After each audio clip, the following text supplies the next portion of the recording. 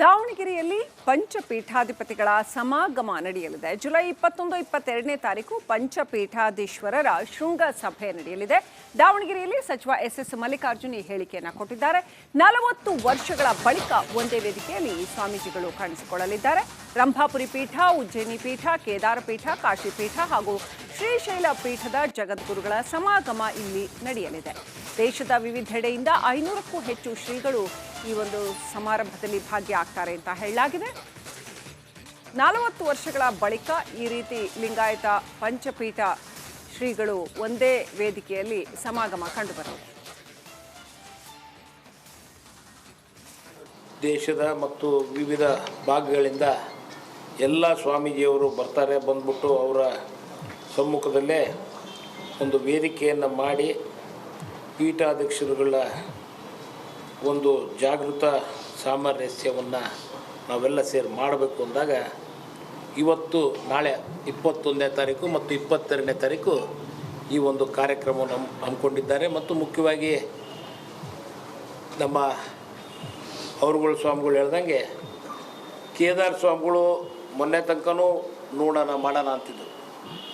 ಆದರೆ ಇವತ್ತು ಇಲ್ಲ, ನಾವು ಇದರಲ್ಲಿ ಪಾಲ್ಗೊಳ್ತೀನಿ ಅಂತ ಹೇಳಿ ಎಲ್ಲರಿಗೂ ಹೇಳಿದ್ದಾರೆ. ಮತ್ತು ಅವರು ಮತ್ತು 5 ಜನ ಪೀಠಾಧ್ಯಕ್ಷರುಗಳು ಎಲ್ಲರೂ ಸೇರಿ ಮತ್ತು ವಿವಿಧ ಕರ್ನಾಟಕ ಮತ್ತು ವಿವಿಧ ರಾಜ್ಯಗಳಿಂದ ಒಟ್ಟು ಒಂದು 500 ಸ್ವಾಮಿಗಳಿಗಿಂತ ಜಾಸ್ತಿ ಶಿವಾಚಾರ್ಯರು ಇದರಲ್ಲಿ ಪಾಲ್ಗೊಂಡು ಅವರ ಆಗುವಗಳ ಬಗ್ಗೆ ಮತ್ತು ಸಮಾಜದ ಮತ್ತು ಎಲ್ಲ ನಮ್ಮ ವಿವಿಧ ಕಾರ್ಯಕ್ರಮಗಳನ್ನು ರೂಪರೇಷೆಗಳನ್ನ ಸಿದ್ಧಪಡಿಸಿದ್ದಾರೆ.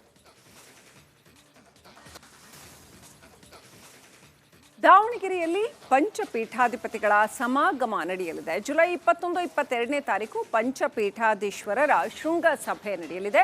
ದಾವಣಗೆರೆಯಲ್ಲಿ ಸಚಿವ ಎಸ್ ಮಲ್ಲಿಕಾರ್ಜುನ್ ಈ ಹೇಳಿಕೆಯನ್ನು ಕೊಟ್ಟಿದ್ದಾರೆ. 40 ವರ್ಷಗಳ ಬಳಿಕ ಒಂದೇ ವೇದಿಕೆಯಲ್ಲಿ ಸ್ವಾಮೀಜಿಗಳು ಕಾಣಿಸಿಕೊಳ್ಳಲಿದ್ದಾರೆ. ರಂಭಾಪುರಿ ಪೀಠ, ಉಜ್ಜಯಿನಿ ಪೀಠ, ಕೇದಾರ ಪೀಠ, ಕಾಶಿ ಪೀಠ ಹಾಗೂ ಶ್ರೀಶೈಲ ಪೀಠದ ಜಗದ್ಗುರುಗಳ ಸಮಾಗಮ ಇಲ್ಲಿ ನಡೆಯಲಿದೆ. ದೇಶದ ವಿವಿಧೆಡೆಯಿಂದ 500ಕ್ಕೂ ಹೆಚ್ಚು ಶ್ರೀಗಳು ಈ ಒಂದು ಸಮಾರಂಭದಲ್ಲಿ ಭಾಗಿಯಾಗ್ತಾರೆ ಅಂತ ಹೇಳಲಾಗಿದೆ.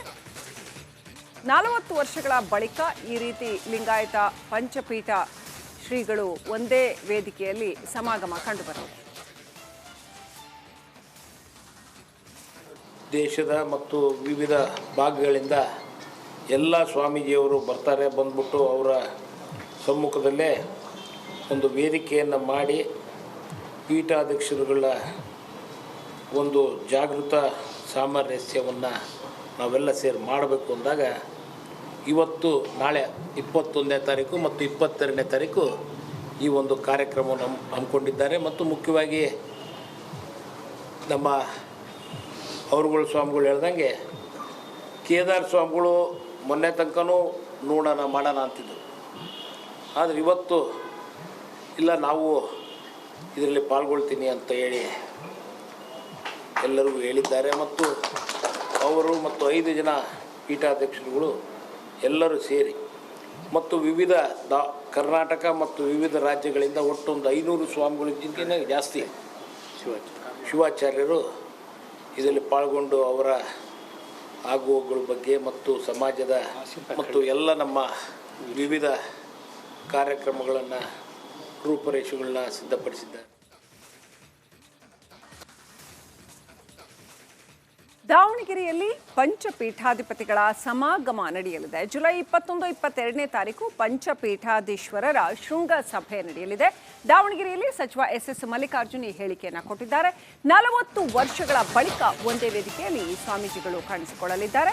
ರಂಭಾಪುರಿ ಪೀಠ, ಉಜ್ಜಯಿನಿ ಪೀಠ, ಕೇದಾರ ಪೀಠ, ಕಾಶಿ ಪೀಠ ಹಾಗೂ ಶ್ರೀಶೈಲ ಪೀಠದ ಜಗದ್ಗುರುಗಳ ಸಮಾಗಮ ಇಲ್ಲಿ ನಡೆಯಲಿದೆ. ದೇಶದ ವಿವಿಧೆಡೆಯಿಂದ 500ಕ್ಕೂ ಹೆಚ್ಚು ಶ್ರೀಗಳು ಈ ಒಂದು ಸಮಾರಂಭದಲ್ಲಿ ಭಾಗಿಯಾಗ್ತಾರೆ ಅಂತ ಹೇಳಲಾಗಿದೆ. 40 ವರ್ಷಗಳ ಬಳಿಕ ಈ ರೀತಿ ಲಿಂಗಾಯತ ಪಂಚಪೀಠ ಶ್ರೀಗಳು ಒಂದೇ ವೇದಿಕೆಯಲ್ಲಿ ಸಮಾಗಮ ಕಂಡುಬರುತ್ತದೆ.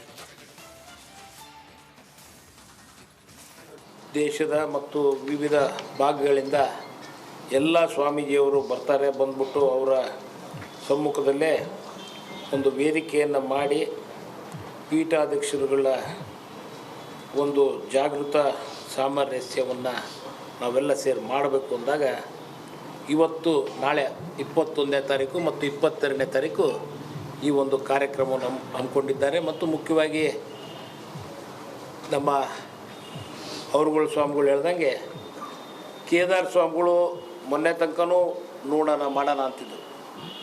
ಆದರೆ ಇವತ್ತು ಇಲ್ಲ ನಾವು ಇದರಲ್ಲಿ ಪಾಲ್ಗೊಳ್ತೀನಿ ಅಂತ ಹೇಳಿ ಎಲ್ಲರಿಗೂ ಹೇಳಿದ್ದಾರೆ. ಮತ್ತು ಅವರು ಮತ್ತು 5 ಜನ ಪೀಠಾಧ್ಯಕ್ಷರುಗಳು ಎಲ್ಲರೂ ಸೇರಿ ಮತ್ತು ವಿವಿಧ ಕರ್ನಾಟಕ ಮತ್ತು ವಿವಿಧ ರಾಜ್ಯಗಳಿಂದ ಒಟ್ಟು ಒಂದು 500 ಸ್ವಾಮಿಗಳಿಗಿಂತ ಜಾಸ್ತಿ ಶಿವಾಚಾರ್ಯರು ಇದರಲ್ಲಿ ಪಾಲ್ಗೊಂಡು ಅವರ ಆಗುವಗಳ ಬಗ್ಗೆ ಮತ್ತು ಸಮಾಜದ ಮತ್ತು ಎಲ್ಲ ನಮ್ಮ ವಿವಿಧ ಕಾರ್ಯಕ್ರಮಗಳನ್ನು ರೂಪುರೇಷೆಗಳನ್ನ ಸಿದ್ಧಪಡಿಸಿದ್ದಾರೆ.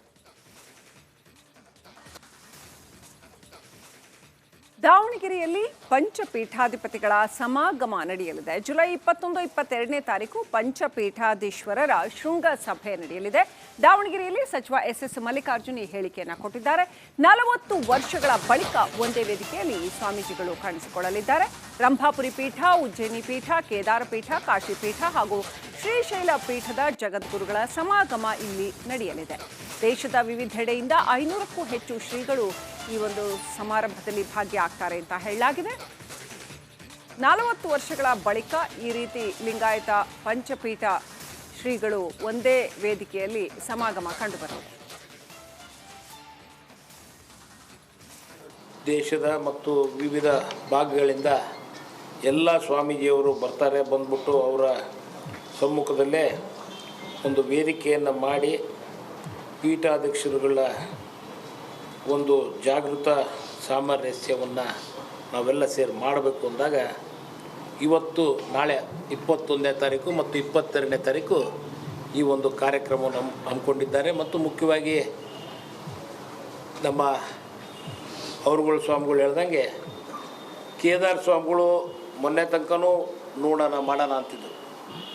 ಆದರೆ ಇವತ್ತು ಇಲ್ಲ ನಾವು ಇದರಲ್ಲಿ ಪಾಲ್ಗೊಳ್ತೀನಿ ಅಂತ ಹೇಳಿ ಎಲ್ಲರಿಗೂ ಹೇಳಿದ್ದಾರೆ. ಮತ್ತು ಅವರು ಮತ್ತು 5 ಜನ ಪೀಠಾಧ್ಯಕ್ಷರುಗಳು ಎಲ್ಲರೂ ಸೇರಿ ಮತ್ತು ವಿವಿಧ ಕರ್ನಾಟಕ ಮತ್ತು ವಿವಿಧ ರಾಜ್ಯಗಳಿಂದ ಒಟ್ಟು ಒಂದು 500 ಸ್ವಾಮಿಗಳಿಗಿಂತ ಜಾಸ್ತಿ ಶಿವಾಚಾರ್ಯರು ಇದರಲ್ಲಿ ಪಾಲ್ಗೊಂಡು ಅವರ ಆಗುವಗಳ ಬಗ್ಗೆ ಮತ್ತು ಸಮಾಜದ ಮತ್ತು ಎಲ್ಲ ನಮ್ಮ ವಿವಿಧ ಕಾರ್ಯಕ್ರಮಗಳನ್ನು ರೂಪುರೇಷೆಗಳನ್ನ ಸಿದ್ಧಪಡಿಸಿದ್ದಾರೆ.